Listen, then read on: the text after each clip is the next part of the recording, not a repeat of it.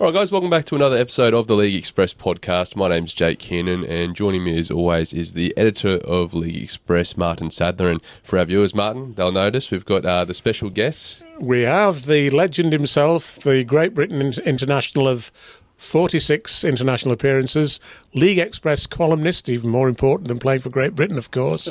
And welcome Garry Schofield, the man who's got an opinion on everything and isn't afraid to say it. That's the great thing about Garry. I can reassure you guys, there's a few coming this week. Absolutely. Yeah, awesome. All right, fellas, well, before we get into some of the hot topics that are happening around the league, why don't we touch on the weekend's matches. We'll start on Thursday night. Wigan 30 defeated Catalans 8.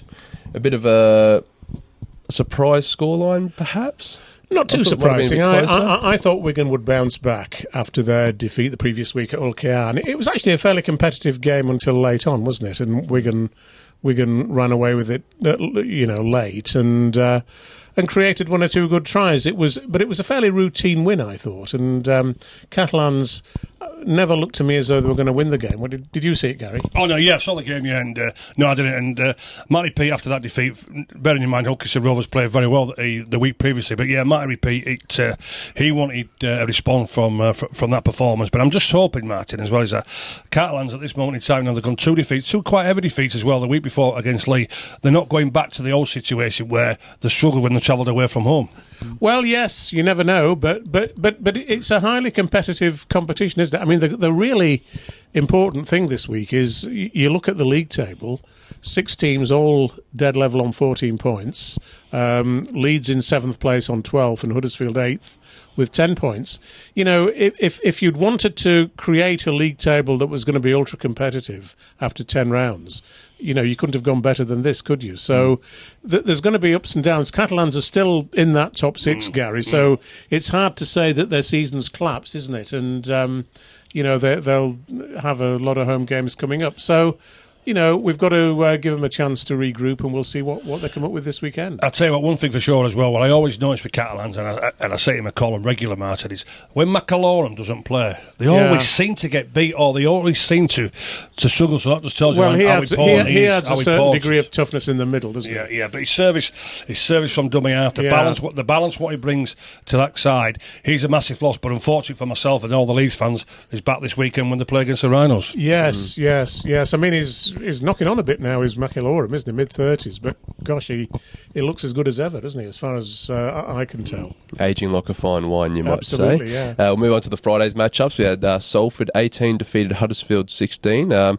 looked like Salford were going to run away with this one until Huddersfield came back late. Well, I was there, but the signing of the season, or one of the signings of the season, has got to be Nenny McDonald for Salford. I mean, he's been outstanding, and on Friday night, I don't think Salford would have won without him. He scored the first try through an interception, then created the second try with a brilliant break and hand-on to Ethan Ryan, and then scored the third try himself from close in from dummy half, effectively, and just looked, way out ahead of everybody else on the field, I thought. And gosh, what a signing, and what a loss for Leeds. You've got to say, Leeds let him go after that.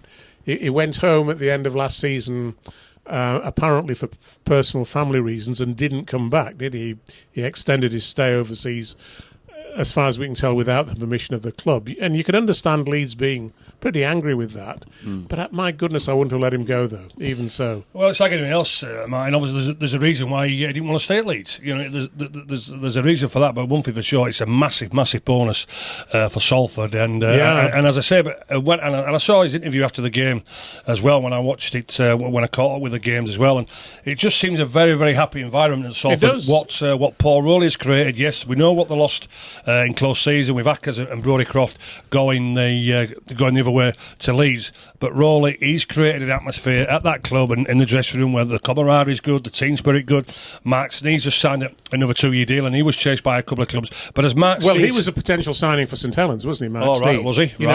They're losing Lewis Dodd. Lewis Dodd, but also too with Mark Sneeze as well. What he says, everybody comes to training, which is rightly so. What he has created, Paul Rowley, everybody comes with a smile on their face, and they look forward to being in each other's company, Yeah, and I that's wonder great what to Paul see. Rowley does to create that to create that sense of camaraderie. Well, to be honest with you, and I say I've been in plenty of dressing rooms myself, and when I know the team spirit has been awful, and the camaraderie is great. David Ward at Leeds, we would have run over hot stone for David Ward because he just brought that enjoyment and that environment into the dressing room. You wanted to go to work for him every day, and you wanted to play for him, and every time you went there, everybody came with a smile on their face because it was so happy.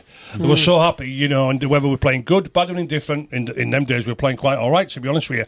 But a coach could create an atmosphere where players created themselves, Martin. Yeah. The players create it themselves, and if there's any animosity between anybody or there's any little cliques, it's the players who sort that out. And I'm sure Paul Rowley gives the responsibility onto the players. If there's any issues, okay, I'm the leader, I'll advise you the way that I want it to do, but I would imagine them players sort it out themselves, and that is why it's definitely a happy place to be, and all the players love it. I mean, it's so interesting, isn't it, that Rowley didn't want to go to Hull. Despite being offered no doubt a lot of money to go there, he preferred to stay where he was. Well, he's obviously I think with the travelling and all this sort of thing, I want you, but one thing for sure, and I'm hoping it happens sooner rather than later, is the coach at Leeds. Well, yeah. But one thing, by the way, I did mention in my column, I ought to apologise to you, Gary, because I did point out that at the start of the season you said Salford would finish 10th. I did read it, Martin. Yes. I did read it. Can I ask for your forgiveness? Between you here, boys. Come on. I did read it, Mr. Sadler. Yeah, I give did me read the it. Sam Burgess treatment. You're going to get a yellow card for a week, okay? I will say one thing I've noticed. But we all got that wrong, didn't we? Let's face it. Oh, we've had it. Absolutely, Yeah. absolutely.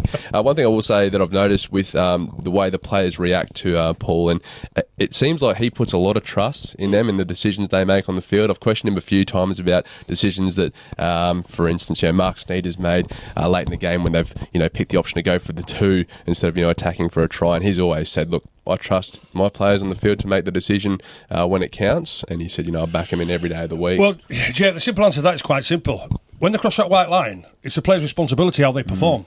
So they've got to take responsibility on their performances, and that's that word trust again. What Paul Rowley does to his players, as we know what happened 4 or 5 weeks ago when Sneedy put that short drop kick on against Wigan and what have you. But there was no this is wrong. He shouldn't have done that. It's cost us this and cost us that. No, he puts that trust into them players, and boy oh boy, isn't he getting the results for And us? 90% of the time it works. Correct. 10% of the time it doesn't work. Yeah. That's the point, isn't it? Yeah. And Ryan Briley, just last week, I think he said that he believes the coaching staff they brought in is the best signing that club's made in many years. So, it's all looking positive for Salford going forward, which is great.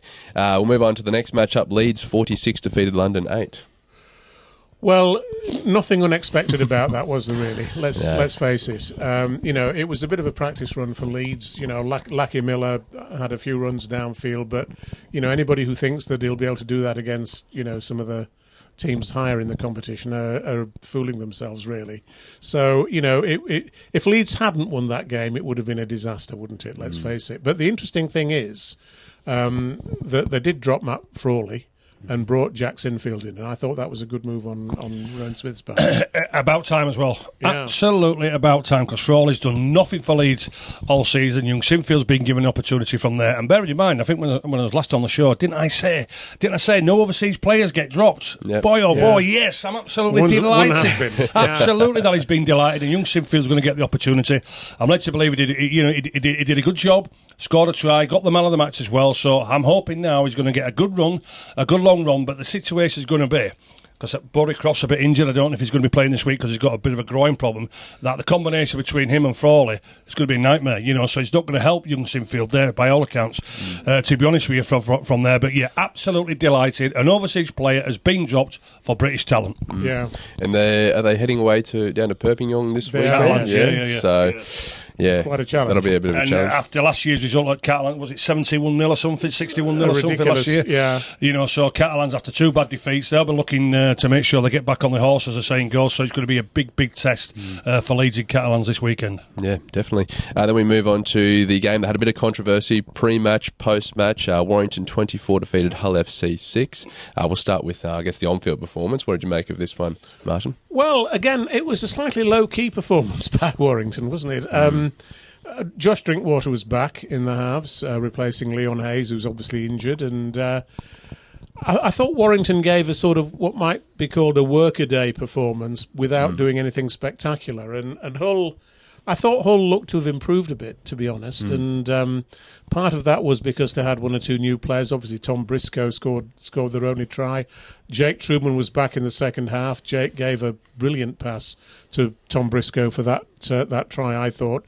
Too late at the time, though, to influence the result. And but what a great performance by young Thewlis, Josh Thewlis, the Warrington winger, scoring 3 tries, nearly getting his head knocked off, it seems, having, was it 40 stitches or something in his head? Yeah. Just getting back on the field before they lost the substitution, and great. I've been very impressed by young Thewlis. I think he's come on an awful lot, and I think he's got the potential to go further.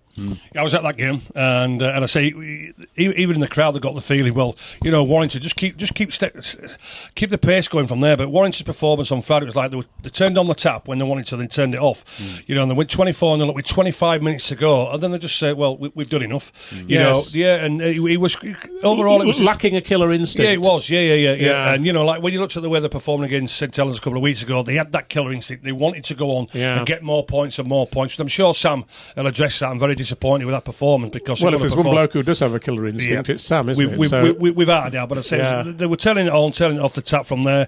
So I would say a win's a win from Warrington's point of view, but from Hull's point of view, they've improved from where the commitment's there, the enthusiasm, the purpose. But the reports what I'm hearing, what's been identified is quite simple: they're lacking quality and lacking class. Well, I can tell them that, and I've only got one eye. I can tell them that, but as I say, everything's going to be addressed from there. So hopefully we can see, Hull maybe climbing up the ladder. But this season, Hull have got some quite young, good young players on the books. Young Jack Charles. Yeah. I mean, the problem for that club though is that they've had good young players in the past who have looked great at the age of 18 or 19 with loads of potential, but they don't develop them to be, to come through and ultimately play for England, do they?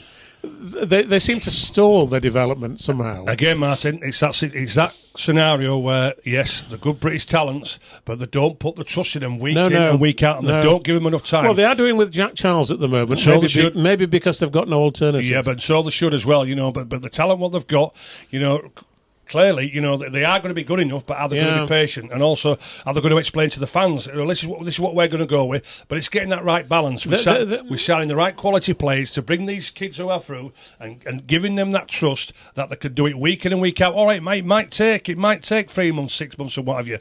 But at the end of it, they will be quality players and hopefully wearing the black and white jersey for many years to come. That young winger Lewis Martyn looks really useful to me. Yeah, and young Charles, as you mentioned from there. So hopefully they could put the trust in these players, get the right quality players around them, the experienced players around them to look after them when it's needed from there, and hopefully they've got big futures at the black and whites. Well, let's hope, because we need Hull to be a big club. Of course we do, absolutely. Let's face it. To see them, with only 2 points after 10 games is just ridiculous, really. Unless you're a red and white fan, they love it. Well, yeah, I know. But even they, they need a strong Hull to of course they do, compete against them, don't they? Yeah. But they will tell you different. No. Absolutely. Now let's get into some of the off-field drama. Now, before the match, there was a bit of a debacle around the team list. Sam Burgess came out and said he submitted the same team list that he does, every other week through the same processes.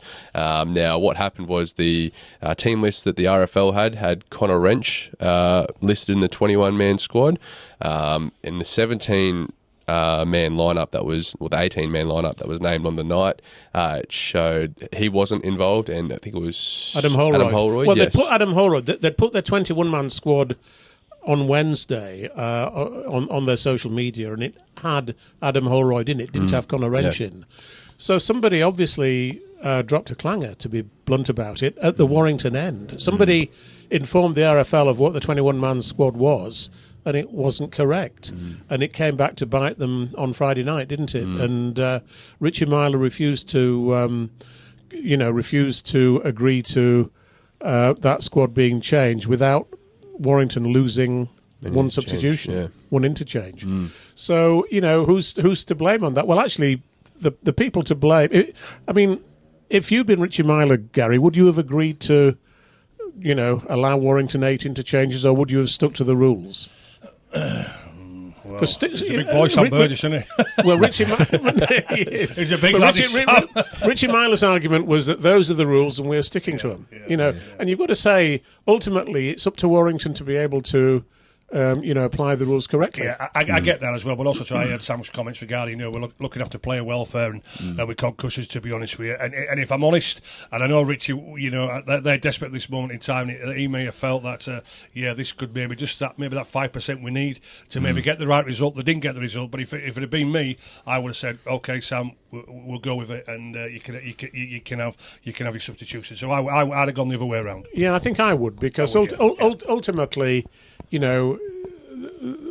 you do the right thing, don't you? Absolutely. Even sometimes, if you go by the rules, it can be unduly restrictive. And I think they would have been better doing the right thing, and it wouldn't have made any difference to the result. It wouldn't have made any difference. No, it wouldn't have done. But all it's done now is create a ill feeling between Sam and Richie, which is unnecessary. Yeah. Now let's talk about the altercation, you might say, that happened in the tunnel after the match. We were talking about it before the podcast started. It looked like Sam Burgess was sort of walking out of the tunnels, and Richie Myler, you couldn't really see what he was saying. He had his back to the camera, but it looked like he might have said something to Sam, and Sam just sort of had the tunnel vision, walked straight past him, gave him a little bump with the shoulder. Bumped him on the shoulder. Bit of a storm in the teacup. Well, if Richie made a cynical comment to Sam, and he did do. Yeah. He's very brave. Is all I can say. Very, very brave. Very brave. Sam's one of the toughest men that's ever played the game, So my advice to Rich is quite you and a half back, Richie. So was I. Hey, listen, stay away from the big guys. Stay away from the big guys, and certainly Sam Burgess. Well, I can guarantee if Sam's watching this podcast, I won't be saying anything horrible to Sam. Yeah. So Yeah, but he was. Sam said he made a bit of a sarcastic comment. No, leave it alone, Richie. There's only one winner there. There's only one winner. Yeah. Who knows? Richie might have, put the gum shield or the mouth guard in before he said something. We didn't see it, so we can only speculate. I can reassure he'll need more than a mouth guard. Headgear, shoulder pads. The full Monty, I'll tell you. Yeah. No, that's funny. But yeah, good to see. I guess nothing has really come out of that. I don't think anyone's going to be penalised for it. It should stay behind. Let's just move on. Yeah. But it's what was so interesting though was that how seriously Sam took it. And he didn't appear before the game, did he? He wasn't interviewed by Sky. Apparently, he refused an interview there because he was fuming, basically. And he was so angry. And you could almost see, if you saw the game on TV, the camera kept going to him in the coach's box, and throughout the game, he looked livid. To be honest, he looked angry. Sort of, didn't allow it to go out of his mind. Right at the end, when he was interviewed by Jenna Brooks on TV, he was still seething. I tell you what, it looked to me as if he wanted to put the boots back on, they're ripping them all forwards. Oh, yeah. That's what it looked like to me. That's right. And he wanted to get on that field and say, right then, I want to get ripped in your forwards, don't Absolutely. That's right. That's the thing with Sam. I find in interviews and the press conferences, he doesn't give away much. And then you could see once that question was asked, we saw that fire in him again. Do you know what? What's very much impressed me with Sam is his smartness. When he's doing all these interviews, his smartness and the answers what he's given.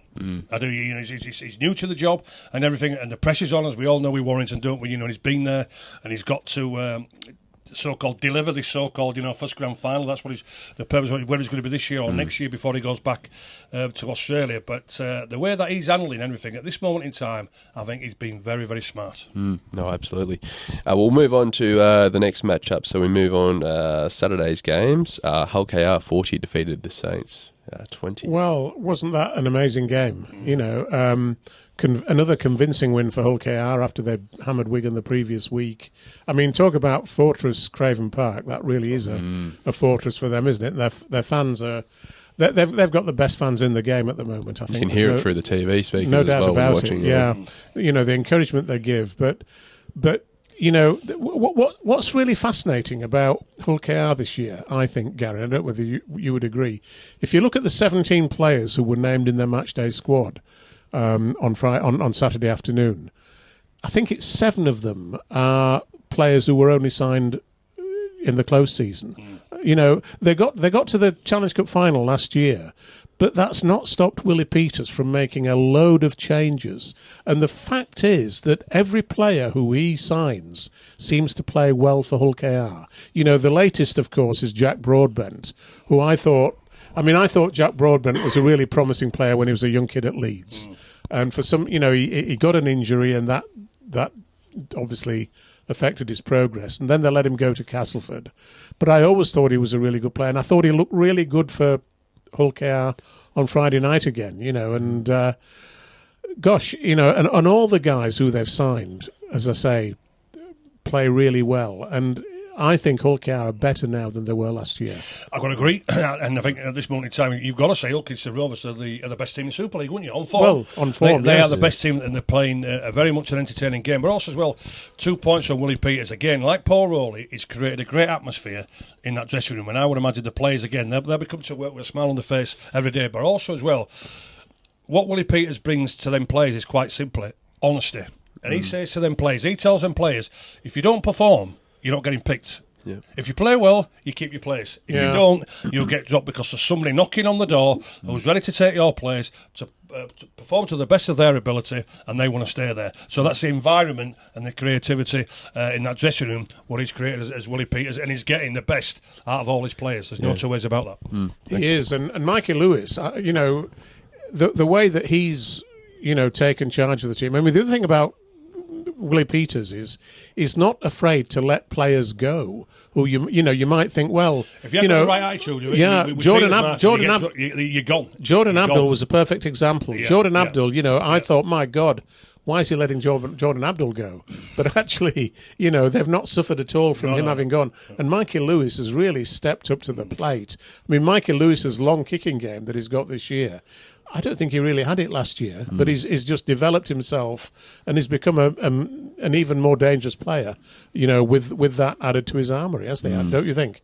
What Willie Peters as well is doing, as you mentioned there, he's just one of them, is Mikey Lewis's consistency in performance. Yes, yeah. Consistency in performance, and now, instead of hitting them, you would say maybe 7 or 8 every week or two, now they're hitting the 8 and 9s week in and week out. Absolutely. And he's brought consistency to the most important players in the team. I tell you what, that Challenge Cup semi-final at Doncaster between Wigan and Hull KR, my gosh, you know, when the draw was made, I thought Wigan would get the revenge for last year's semi-final defeat.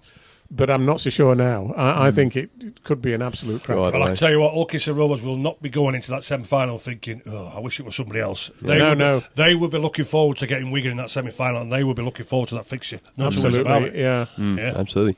We'll move on to the next, in the final matchup, Lee 28 drew with Castleford 28. What a match this was. Well, late revival by Castleford. Incredible, really. And, you know, again, you know, you've got to say Craig Lingard is a genuine rugby league guy who knows the game, knows his players, and knows what's needed. And, you know, they've recruited a bunch of players, you know, partway through the season to improve their performances. And on Saturday, we saw that that's what they did. You know, that late try by Lewis Senior, they've got the 2 senior brothers on either wing. I think both those players have got lots of potential. I never really understood why Huddersfield let them go. And Rowan Milnes playing at standoff and kicking those late goals from the touchline. You know, you know, the last 2 tries, they were 28-16 down, and they scored 2 tries on a try on either wing. And Milnes kicked the goal from the touchline in both cases to draw the game, and then nobody could win it in golden point time. I mean, that was a disappointing result for Lee, obviously. But, you know, a great result for Castleford, I thought. Great result. And I say, with Lingard from there, it's, again, with that dressing room, he's getting response from the players who he's brought in.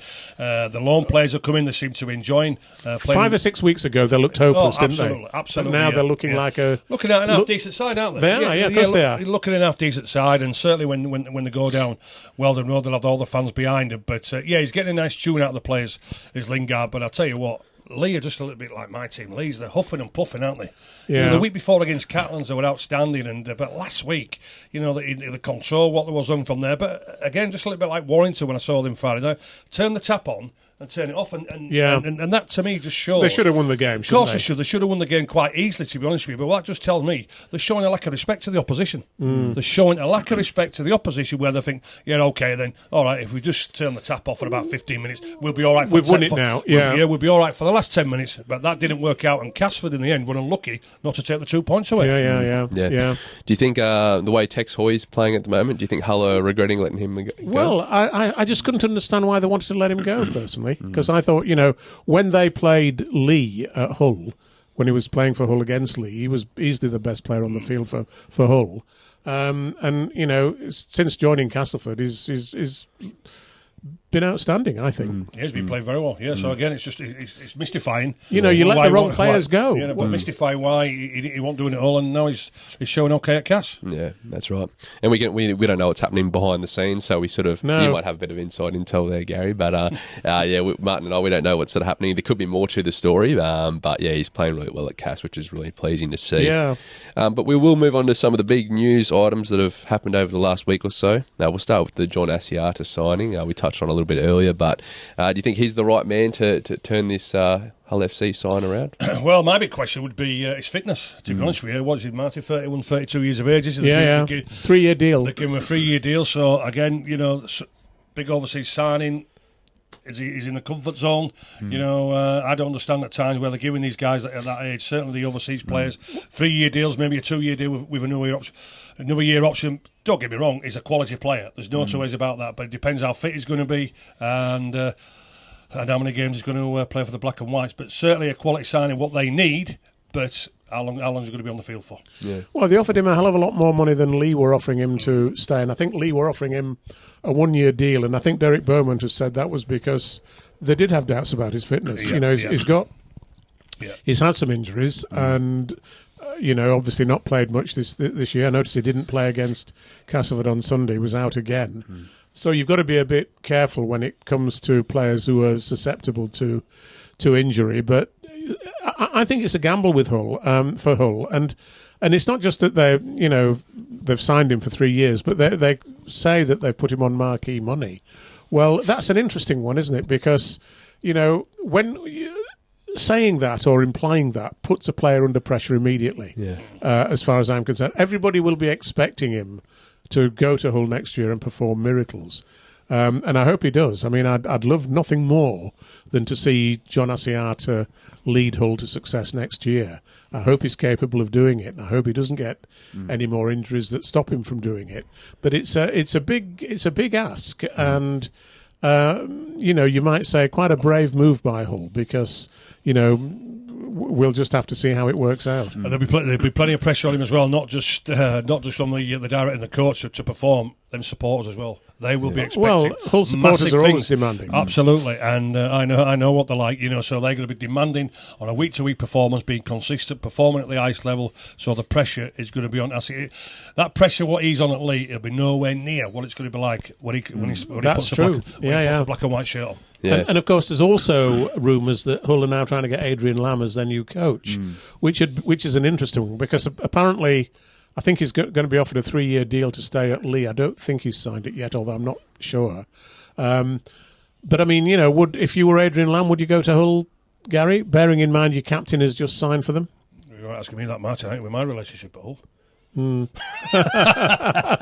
You know what? I think Adrian Lamb's very, very comfortable at Lee, if I'm honest with you. I do, and he gets. I think he likes being there. Yeah. He's very, very comfortable, because at times when you saw him when it was at Wigan, it just seemed that with the pressure, the job may have been a bit too big for him. Because I can reassure you, the whole job is a massive job. The expectation, the pressure. Well, it kills every coach, doesn't it? At Hull? It's absolute massive. So I would imagine if everything's right there, and he's got a great relationship with Derek Beaumont, if there's a 3-year deal on the table from there, I would very much imagine that he will stay at Lee.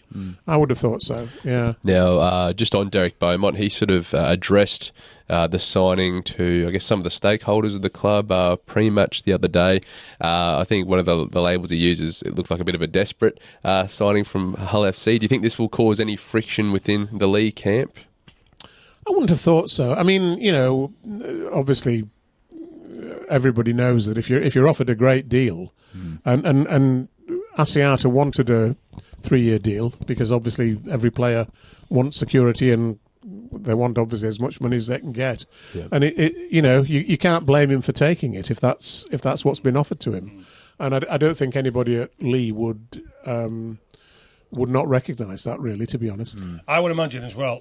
They've just got to move on from it, haven't they? Yeah, but I would imagine Adrian Lamb will be asking his senior players, because they have senior players now. It's not just a captain, a vice captain, ever a senior players group. And I would imagine the question will be asked to these guys. Do you want Asiata in the team? Do you think Asiata is going to be giving us 100%? Do you want him at the side here? Do you think he'll put his body on the line for you?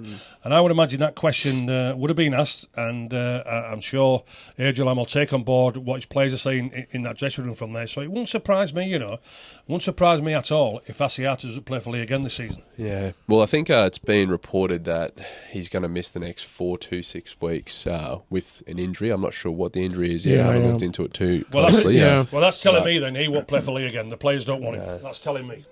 Well, that's an interesting point of view. We'll have to wait and see whether that works out. Them senior players are going to Adrian Lamb. He's not in the trenches with us anymore.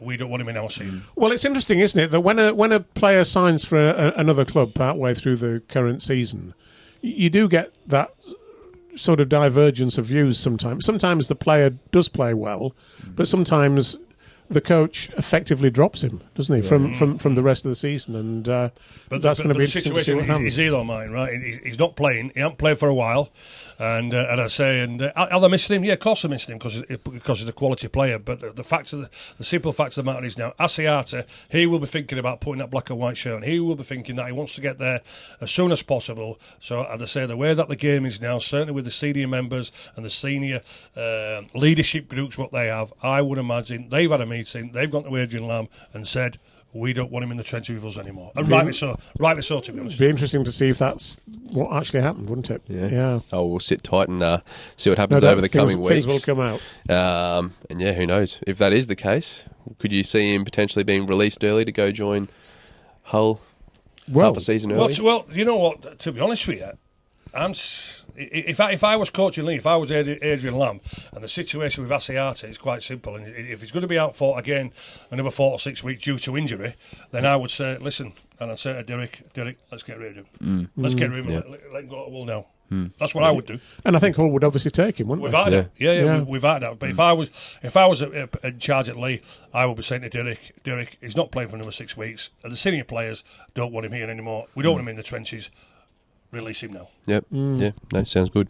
Now, Martyn, you went to the RFL media op last week. Can you tell Thursday. us a bit of detail around that and what went on? Well, it was just the RFL telling us how the rules about gradings are going to be implemented later this year. Clubs are going to have to submit their own estimation of their own grading score during September, whether they're Super League, Championship or League One, and then these submissions are going to be assessed. The RFL is going to spend a fortune probably getting an independent assessor to have a look at them, as they always seem to do. Yeah. But to cut a long story short, the gradings results are going to be announced on October the 25th, which is going to be a few days after the Championship Grand Final, which is going to be the last major game of the season to be played. And we'll then find out who's in the top 12 for Super League and who's in the Championship and so on. And it was, a slightly depressing meeting, really, because, it's governance by spreadsheet, to be perfectly honest, as I think I've labelled it in League Express this week. And my fear is that, obviously the key thing is who's going to be in the top 12 and what's the cut-off point going to be, and how will the team in 13th place react? Let's imagine it's a Super League club like Huddersfield or Castleford who finished 13th. My guess is that they will immediately resort to legal action to try and preserve their place in the Super League, because it's going to be so close. Imagine if club number 12 has 14.5 points and club number 13 has 14.4 points. Tony Sutton seemed to insist that they couldn't have the same number of points, but of course they can be very close. And if you were told that because you'd got 0.1 of a point less than the team finishing 12th, that therefore you were going to be relegated to the Championship and you were going to get something like £1.5 million less money for doing so, would you take legal action to preserve your position? I'm bloody sure I would. So, I think that's what awaits us in October, late October. Especially if the points are that close, like you could fix a few things they're up in your likely to club be, aren't that they? would change your grading. And then what would happen if, say, the next year that club who did miss out made those changes was technically a higher grade than that 12th team in the Super League?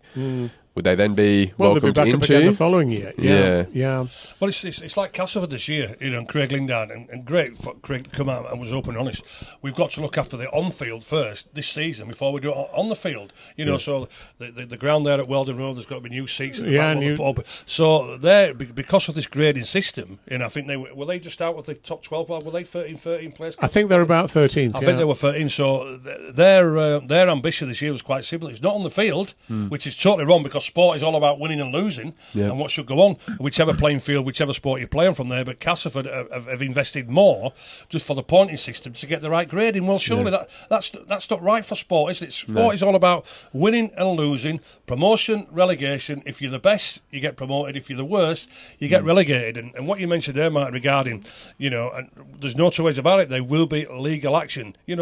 These clubs, can the sport afford to go through this sort of debate against each other? But my theory, quite simple, is that I think IMG have been an absolute joke.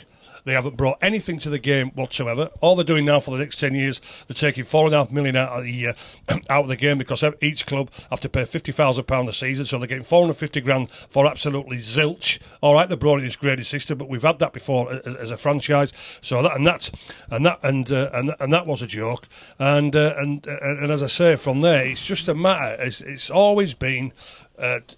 Promotion, relegation, but also another thing. It's quite, again, and it's always been since the game started in 1895. The clubs have run the game. The clubs have always run the game. So whatever the RFL decide, because IMG are getting involved in this now, whatever the RFL decide from there, the clubs are going to challenge it because they always have to, because they're in charge, and they always have been in charge of the game. Yes, absolutely, that's right. It's unlike some other leading sports. For example, in the NFL in America, the clubs only get a say once every year at their annual meeting, when they can either decide to sack the commissioner or keep him on. Do you know what, Martyn? You know what IMG should have done, right? When they came in for the 2-year consultancy, and then 10 years they were starting to get the payment for whatever they've done. They've brought no sponsorship in or anything. But what IMG should have said 2 years ago is quite simple. They should have said, right, okay, we're taking over Rugby League. This is how we see how Rugby League's going to go. This is how we see the game should be run, and nobody contests it. Nobody contests it for at least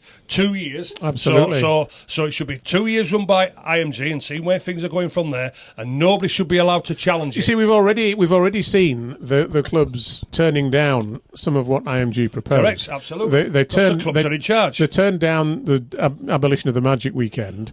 They turned down the abolition of the loop fixtures. So already the clubs are moving away from what IMG. Exactly, but IMG have been very, very weak. They should have said, listen, we're running the sport now. You clubs, you have to follow suit, because if you don't, well, we're not getting involved. That's what should have been said. But they didn't do. They've been weak. But having said that, they're not weak, because they're getting 4.5 million over the next 10 years. As some people would say that IMG are not running the game. They're merely consultants. So it's actually still the RFL and Rugby League Commercial who are running the game, supposedly. IMG have got the best of all possible worlds. Of course, they're getting £450,000 a season for the next 10 years. Power with no responsibility. Absolutely, absolutely.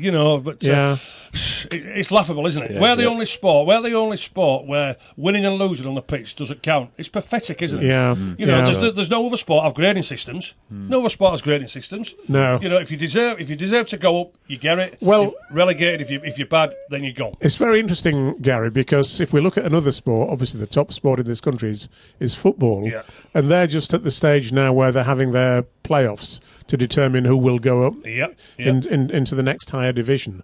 And, you've got a club like Leeds United. Obviously, we're not very far from Leeds United here in Brickhouse. And they're going to have to battle to gain promotion because they finished third in the league. I think they played Norwich, is it, in the first round of the playoffs? And on any grading system, you would say that Leeds United should be in the Premiership, wouldn't you? Absolutely. So if this applied in the Premiership, Leeds would be in the Premiership automatically. But Bournemouth wouldn't there, would they? Luton wouldn't be there. Coming up this year, it's an absolute joke. It is. It's a joke. No, and the excitement. I can guarantee that the Championship, the League One and the League Two playoffs, the finals will be at Wembley, and they'll sell out those games because that's what people love to see. And we're moving away from it. The Championship Grand Final this year will not carry promotion. And, try and sell it, mate. Try and sell it. It's laughable. Gosh. It's laughable. Yeah, it really is. It is. And if Wakefield don't win that final and they do get promoted, not promoted, but brought into Super League because of these gradings, there will be some that would be uproar, of course, amongst the fans. Well, it's like it's like Paul London, isn't it? You look at London. Well, it was never going to happen anyway. But it just as it's been mentioned in League Express. I don't know if I mentioned it or Martyn did. But if London did the treble this year, then they're still getting relegated. Yes, imagine that. Yes. It was never going to happen. Makes sense. But if London finished top and won the grand final, they're getting relegated. Yeah. You can't make it up, can you? Yeah. No. You can't make it up. No, But it's an Alice in Wonderland world, isn't it? Unfortunately, it's one thing we've learned though. There's a bit of money in consultancy. Maybe we should start our own company. Well, we go SSK Consultancy. Yes. Schofield, Sadler, Kearnan Consultancy. Absolutely, and but I don't think they would listen to us. Well, I'll tell you, Jake. my consultancy role is quite simple. Listen, sport is sport. The most important factor is winning and losing. And if you're the worst, you get relegated. If you're the best, you get promoted. That's my consultancy fee. There you go. Right. Yeah, free. Yeah. That's my advice. That's my advice. Yeah. No, awesome. Now, I just want to get your thoughts on the signing of Lewis Dodd heading down to the NRL, Gary. Someone who's gone down to Australia and played down there. What would your advice be to Lewis? And do you think he has what it takes to make it? My advice to Lewis would be get yourself off. And as I've said many, many times in my column regarding it, if any British player being attracted by the NRL, being offered to go play NRL, get yourself off. Get yourself off because you're playing against the best week in and week out. You're playing with the best week in and week out. It's only going to make you a better player. There's no two ways about that. As far as Lewis Dodd as a player, I've got my reservations, to be honest with you. Now, for the last 2 years, I've been watching him very, very closely. Yeah, he had a cracking game, belting game when they won the World Club Challenge last year. But the season as a whole, I felt as though he wasn't doing enough from a point of view, creative point of view. Kicking game was okay, and this year he's had a couple of injuries and what have you. But I don't think he's took that step up. Where he's the main organiser. No. Johnny Lomax is still the main organiser from there. So my advice is to Lewis is quite simple. Listen, he needs to be more on communication. He needs to be more robust when he's taking charge. Because one thing for sure is going out there as a British player, is going out there as a halfback. Loads of pressure from the South Sydney club. Loads of pressure from the South Sydney supporters, but mainly from the media, both on the TV, as we know, with the pundits on there, and also two of the newspaper guys. If he doesn't the pressure shine, is on. Yeah, pressure is on. If he doesn't shine right from the start, they'll be onto him. Yeah, of course they will. Yeah, because there's a natural tendency to be overly critical of British players out there who don't play well. Lewis will need to start. The pressure is on straight away. And South Sydney, we were talking about the pressure at Hull. Yeah. South Sydney is the equivalent of that in Australia, isn't it? Although only more so. Yeah. And also as well, the way South Sydney are going at this moment in time is coming into a side that are pretty poor. They're pretty ordinary, aren't they? So the pressure is on. But my advice to him is quite simple. Yes, get yourself out there, and hopefully, I'm hoping 1,000% that it works out for him and he becomes a big star in the NRL. The one thing that's interesting about going there is that it looks as though it's going to be Wayne Bennett coaching, doesn't it? And Wayne Bennett is noted for having, great player management ability. He is always said to be great with instilling confidence in players, and that's what he seems to be able to do. Yeah. Hopefully he'll be able to do that with Lewis. I think he's already said that he is not familiar with Lewis, to be honest, which is a bit interesting, isn't it? That they've signed Lewis without consulting him, because of course he's not yet officially their coach for next year. Yeah. So it's going to be quite interesting the way it turns out. That's the thing, because I was always wondering, have they gotten word from Wayne Bennett that, if I'm coming next year, go and chase this fella in the Super League? Well, you never know. But what was interesting was that last year he was coaching the Dolphins as he is this year. And they signed Oliver Gildart at the Dolphins, and he never got a game with them, did he? And he cut the season short and came to Lee last year. Yeah. So that's Wayne, it seems, either takes to you or takes against you, and hopefully that won't happen with Lewis. Do you think in the Super League at the moment, as it currently stands, and the young talent we have, is there other players that could have filled that void that Souths have, like a Harry Smith or Mikey Lewis? Do you think that they looked at all their options and chose Lewis Dodd?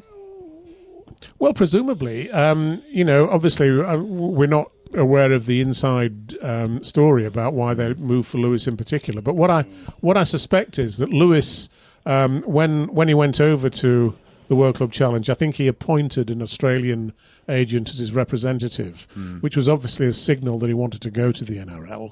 And presumably that agent has put his name around the clubs, and South Sydney have bitten, obviously. And of course, while Jason Dimitri was the coach, Jason is very much an Anglophile, which is one reason why he might come and coach over here, potentially, maybe even at Hull. So he was always sympathetic to making that signing, I assume. But now he's no longer there. He needs to, certainly in training, he needs to hit the ground running. And if he plays in the pre-season games, he needs to make the big impression as soon as possible. Because if he doesn't, it could be a long haul in the NRL for him. And getting over there to acclimatise to the weather as soon as possible after the season ends. Going in the summer and all this sort of thing, I think that acclimatising to the weather pre-season, says not that difficult actually. It's pretty hot though. On the beaches and that sort of thing, and being in pre-season in November in St Helens. Where would you rather be? Australia, for sure. For sure. But I wish him all the very best. And, so do I. And I say, because I'd really love to see him succeed. Oh, would you? I'd love to see him rip it all up, and won't be for sure. It'll be great for the national team as well, because he's tested himself against the best week in and week out, and I wish him all the best. Yeah, definitely. Now, you just touched on it there before, Martyn, the Hull FC role, head coach going forward. I think Lee Breers has said that he's not interested in returning at this stage. He's quite content with staying at the Broncos in that assistant role. Gary, who do you see as a potential candidate that could come in and fill that role? Well, to be honest with you, I said Paul Rowley would be ideal. I said Lee Breers would be ideal. So is there a reason why they don't want to go to Hull? Is there a lot more underneath that club? You've put a curse on them, Gary. Every time you say somebody, they pull out. What about myself? What about myself as the head coach?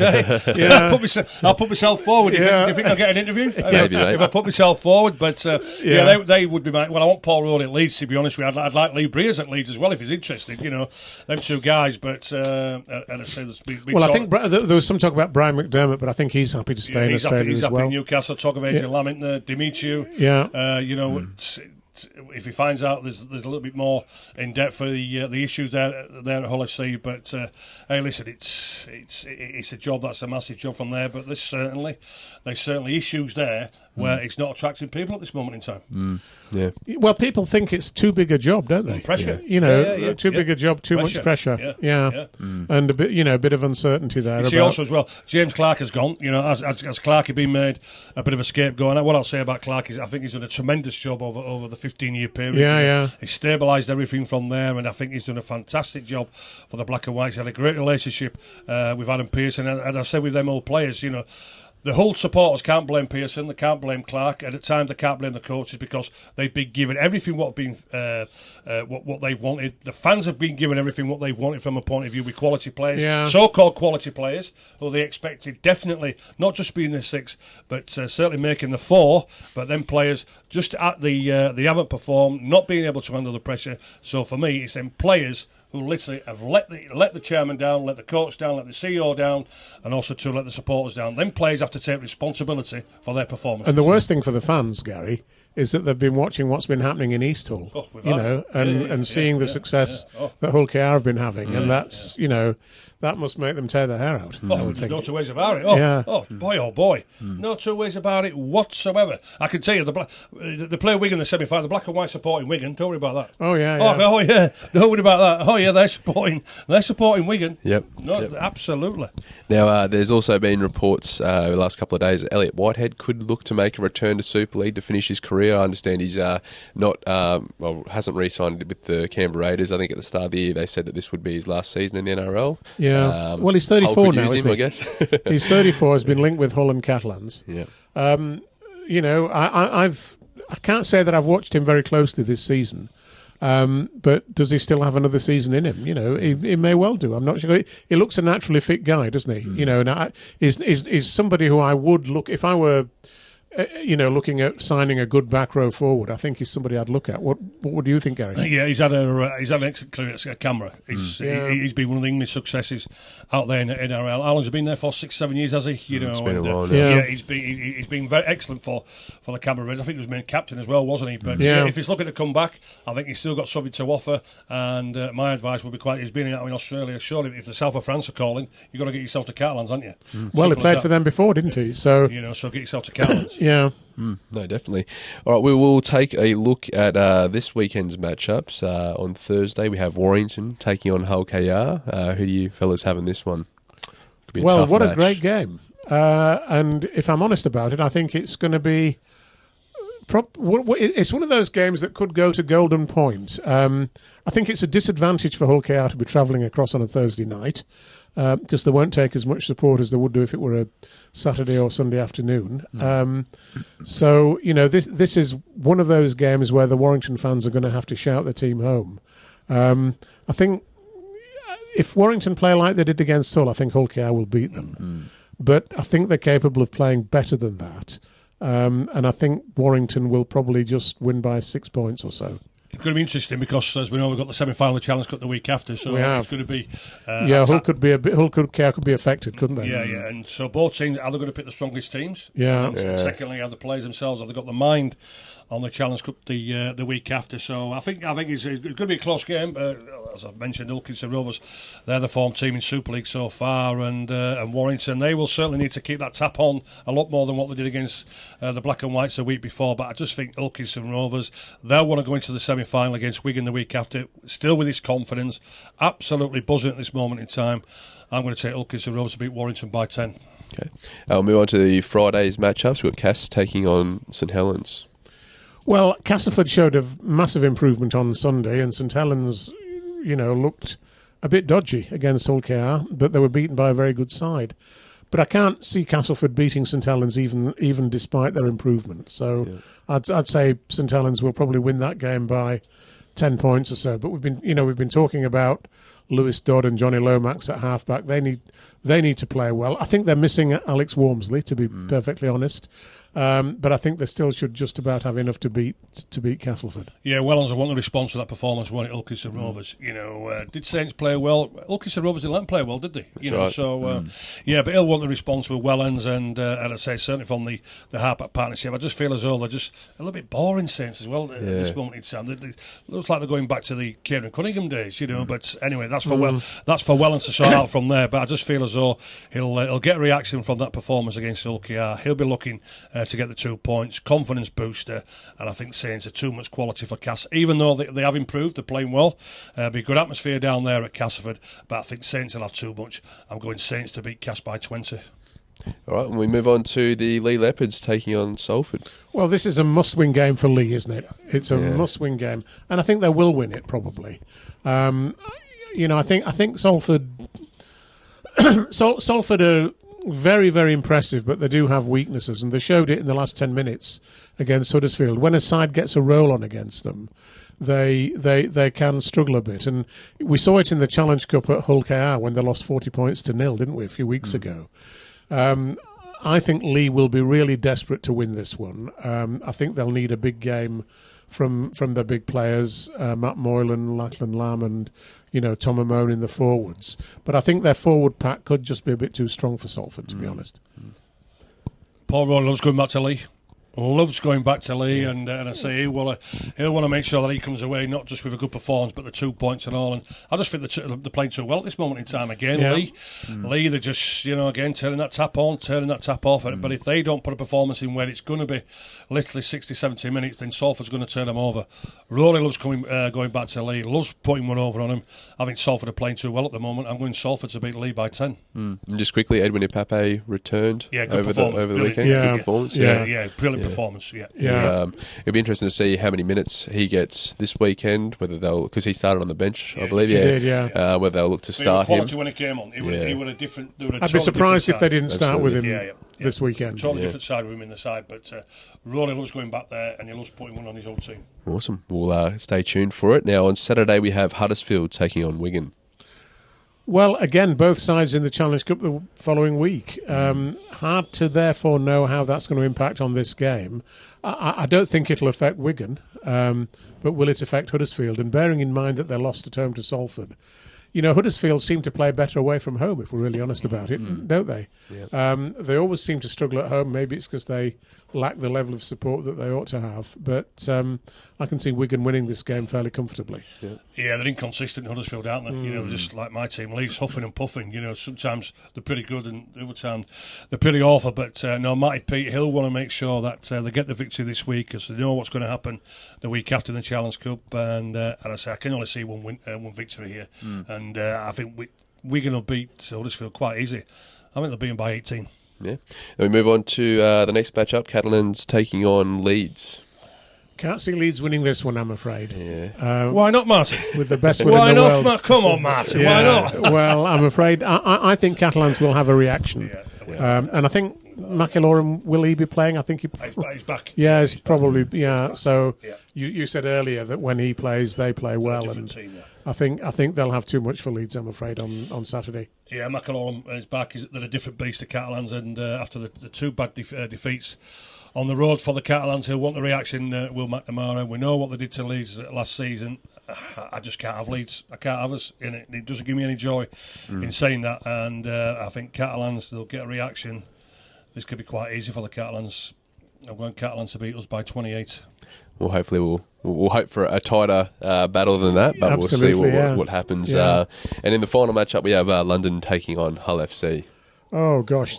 Two teams at the bottom. What a blockbuster! Yeah, blockbuster. I mean, it's the one game that London might have a chance of winning, but sadly, I don't think they will. I think Hull showed enough improvement at Warrington, particularly now they've got Jake Truman back, and I think that's going to be the crucial thing, isn't it? He showed with the try creator for Tom Briscoe at Warrington that when he settles back in, he's going to be a really important component of their side.